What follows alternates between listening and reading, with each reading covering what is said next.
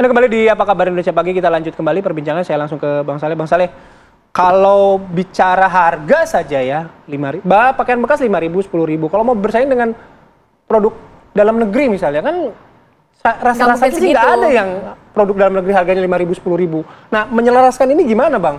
Ya, pertama tentu barang bekas ini kan saya katakan tadi, saya tidak tahu nilai jualnya dari luar negeri itu berapa. Jangan-jangan memang tidak, katakanlah zero cost gitu misalnya, tapi tiba-tiba biaya importnya saja yang misalnya katakan dibiayai. Bisa jadi begitu. Jadi karena itu wajar kalau dia murah. Tetapi ini kan ada konsekuensinya. Kita kan ingin menumbuhkan industri dalam negeri. Ya. Kalau kita ingin menumbuhkan industri dalam negeri, memang ada konsekuensi yang harus kita ambil. Maka saya katakan begini, kenapa kita tidak berpikir hari ini kita mengembangkan industri tekstil kita yang potensinya luar biasa besar sebetulnya.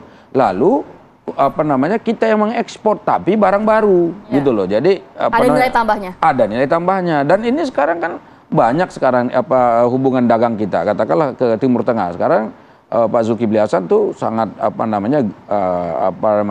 concern gitu ya. Iya, concern betul ya. Termasuk kemarin ke Eropa, kemudian ke India. Nah, ini kan sebetulnya pangsa pasar yang sangat luas sekali. Nah, sekarang kalau misalnya kita masih berorientasi bagaimana untuk memakai barang-barang bekas, kita akan stuck di situ. Berpikir ya udahlah cukup barang bekas. Jadi ini juga wibawa kita sebagai negara. Tapi kalau Pak Menteri sendiri kan juga sudah memusnahkan kemarin sampai dengan nominal 10 miliar begitu ya. Bahkan kemarin kita juga sempat mengundang dari Kementerian Perdagangan. Beberapa tahun sebelumnya juga sudah banyak yang dimusnahkan, tetapi sampai dengan saat ini para importirnya, para pelakunya tidak bisa dilacak. Padahal mereka juga masuk lewat pelabuhan-pelabuhan yang cukup besar, Bang. Ini sebenarnya untuk men-tracing, untuk mengambil akarnya permasalahannya udah jelas belum sih, Bang?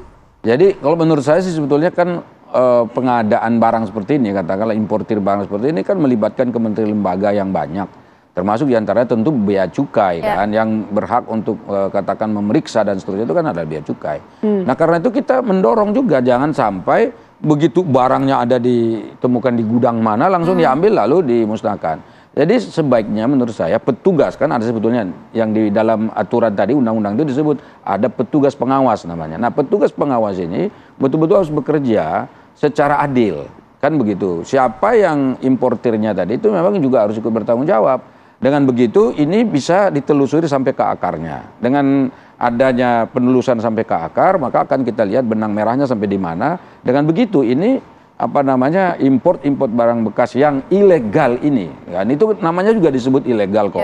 Jadi kalau yang namanya ilegal berarti tidak boleh. Jadi karena itu harus segera dihentikan. Dan kita harus cari alternatif lain bagaimana supaya industri dalam negeri bisa menyaingi. Bahkan yang paling penting sebetulnya kita bersaing dengan Cina, malah bukan membeli barang Cina, tapi kita bersaing dengan barang-barang Cina di pasar internasional. Oke, saya langsung ke Pak Mulya lagi ya. Pak Mulya, dalam prakteknya begitu ya, Bapak dan teman-teman semudah apa sih mendapatkan barang-barang bekas ini, pakaian-pakaian bekas ini? Jalurnya gimana Pak? Mekanismenya gimana Pak? Kalau kami sebagai pedagang pakaian bekas, itu belanjanya ya di kota kami sendiri. Bukan berarti kami itu ada kemana-mana, enggak. Dan satu lagi, mengenai pakaian bekas ini tergantung dengan ekonomi masyarakat. Mengapa sangat digandrungi? Karena ekonomi hari ini pun lagi jelek. Jujur orang pasti mau pakaian bagus. Namun dengan ekonomi yang sehari ini sama-sama kita tahu turun, anjlok, terpaksalah baju lebaran pun dipakaikan pakaian bekas. Jadi memang masalahnya kompleks. Kalaupun ini kita tutup, belum tentu masyarakat bisa belanja ke mall, ke toko.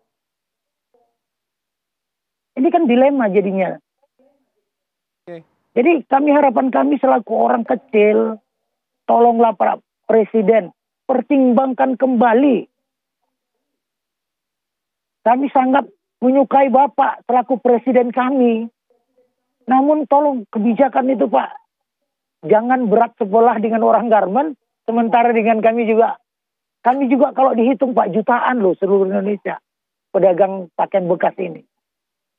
Jadi bantu juga lah ekonomi Pak kami Mulya. yang lemah ini, Pak. Oke, Pak Mulya, saya Iya, mau nanya iya. begini, tadi apa yang disampaikan oleh Bang Saleh gitu ya. Iya. Undang-undang mengenai ini ya, melarang impor pakaian bekas, itu sudah ada dari 2014. Peraturan menterinya sudah ada dari 2021 gitu. Bapak dan teman-teman selaku pedagang tahu nggak sih sebenarnya bahwa mengimpor pakaian bekas itu sebenarnya nggak boleh?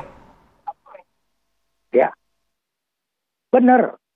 Kita tahu usaha kita juga melanggar undang-undang. Namun seperti saya katakan tadi, masalahnya ekonomi. Terutama masalah ekonomi. Kesanggupan kami untuk membuka usaha lain itu tidak mampu. Nah, yang hari ini kami jalani sudah berpuluh-puluh tahun, cuma dengan modal kecil kami bisa menghidupi keluarga. Sementara kalau usaha lain, seperti saya katakan tadi, Tanjung Balai yang sangat ironinya lagi, gak ada pekerjaan lain. Gak punya perkebunan, gak punya lahan sawah, tidak punya pabrik-pabrik, tinggal di tepi pantai tapi tidak punya laut. Bagaimana kami masyarakat yang banyak ini, Pak? Pak Mulya, kalau memang Sementara ada kalau apa ASN, semacam solusi kompensasi atau subsidi dari pemerintah untuk mungkin membuka usaha lain dan lain sebagainya, apakah memang para pedagang siap menerima itu walaupun dilarang tetapi ada solusi lain dari pemerintah begitu, Pak? sampai saat ini belum ada apapun gerakan dari pemerintah kota tentang nasib kami di sini. Namun kalau ini misalnya dialihkan, kita harus juga lihat prospeknya ke depan. Dialihkan seperti apa dan bagaimana prospeknya ke depan. Contoh kalau kami jual di sini nanti pakaian jadi juga, yang lokal, ya masyarakat kami juga nggak mampu beli. Itu juga bukan solusi. Karena mereka udah, ekonomi itu kan terlalu anjlok hari ini. Baik Pak Mulya. Bang Saleh, apa yang mungkin bisa diberikan dari sisi Anda begitu ya, melihat kondisinya mereka juga ya sebenarnya terhimpit ya, sulit juga sebenarnya Ya. Pak. Jadi ini masalahnya sekarang kan jelas bahwa saudara kita ini, bapak-bapak ini tahu bahwa ada pelanggaran undang-undang. Betul. Itu dulu yang pertama. Jadi karena itu ini sosialisasi sudah sampai satu. Yang kedua, masalah yang muncul tadi itu sebetulnya adalah bahwa ada beban ekonomi yang memang katakanlah ini menimpa masyarakat kita sana. Nah, inilah yang mesti harus pesan yang disampaikan ke pemerintah supaya pemerintah ikut turut campur menalangi atau menangani masalah ini. Karena kan setelah pasca pandemi ini, pemerintah kan sedang rebound ya, bagaimana untuk kita kembali meningkatkan perekonomian kita. Nah, pada titik ini mestinya ini bapak dan saudara kita yang bekerja di bidang ini juga harus mendapat sentuhan ini. Katakan misalnya tadi, ya bukan subsidi sebetulnya tepatnya. Kalau hanya sekedar subsidi kan mungkin sekali dua kali memberikan bantuan udah selesai. Tapi yang mereka butuhkan itu adalah bagaimana agar bisnis yang mereka jalani itu bisa berkelanjutan, bukan dalam bentuk barang bekas lagi, bukan dalam bentuk baju-baju bekas, tapi mungkin bisnis yang lain begitu, di mana memang secara demografis atau geografis gitu kelihatan di tempat ini sebetulnya apa yang dibutuhkan, sehingga dengan demikian kalaupun ada solusi yang akan diberikan oleh pemerintah untuk menalang itu memang sesuai dengan apa yang mereka inginkan, karena tidak mudah mengganti profesi itu. Itu saya juga memahami tidak mudah. Belum lagi nanti permintaan masyarakat belum tentu setuju juga mereka dengan misalnya tawarkan ini, tawarkan itu belum tentu setuju. Nah, karena itu harus memang pemerintah betul-betul concern. Datang ke sana, lihat bagaimana menumbuhkan ekonomi di sana. Sehingga dengan begitu ya pertumbuhan ekonomi itu dapat katakanlah merubah mindset masyarakat kita atau katakan perilakunya untuk tetap taat pada undang-undang. Satu lagi tadi kalau misalnya Abang Pak Mulya tadi menyadari gitu ada pelanggaran undang-undang gitu. Tapi kan undang-undang dari 2014 sudah ada lama. Kemudian permennya tadi 2021. Dan saya sih tidak mendengar dari Pak Mulya juga apakah selama ini ada razia dan lain sebagainya. Jangan-jangan dibiarkan juga, Bang. Nah, saya dengan belakangan ini ya katakanlah pemusnahan-pemusnahan yang dilakukan belakangan ini, saya kira pada saat Bang Zul sekarang menjadi Menteri Perdagangan itu lebih konsen. Saya sebetulnya lebih fokus untuk membicarakan apa yang sedang dilakukan oleh Pak Zulkifli Hasan, karena niat baiknya bagus, Pak. Sekarang begini, saya juga perlu menyampaikan ke masyarakat luas bahwa nilai jual kita di luar negeri ini antara ekspor dan impor kita sekarang sedang untung ya. Jadi keuntungan kita sampai 900 triliun per tahun hari ini. Artinya neraca perdagangan kita itu bagus. Jadi ekspor kita jauh lebih tinggi daripada impor. Ini baru kejadian sekarang ini setelah puluhan tahun.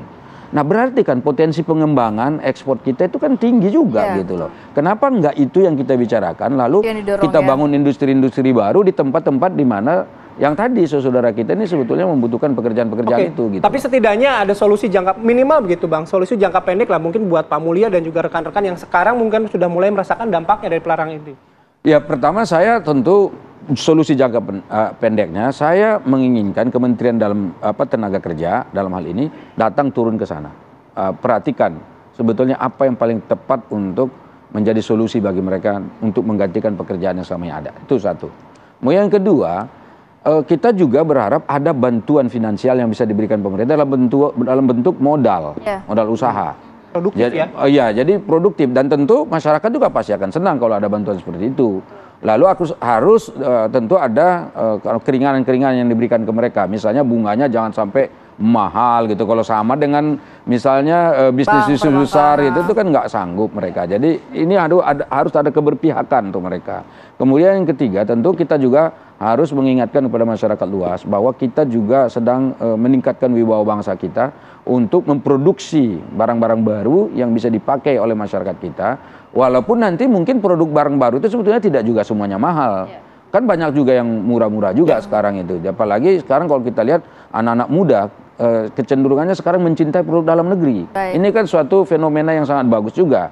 Jadi ini tentu sudah seiring sejalan dengan apa yang disampaikan oleh Presiden Jokowi di dalam kampanyenya untuk menghidupkan industri dalam negeri. Baik Bang Saleh, terima kasih banyak Bang Saleh. Semoga juga nanti titip ke Pak Menteri nasib dari para pedagang ini ya Bang ya, ke depannya seperti apa. Terima kasih juga Pak Mulya sudah bergabung bersama kami Bapak. Sehat selalu, Assalamualaikum. Sama-sama ya. Waalaikumsalam warahmatullahi wabarakatuh.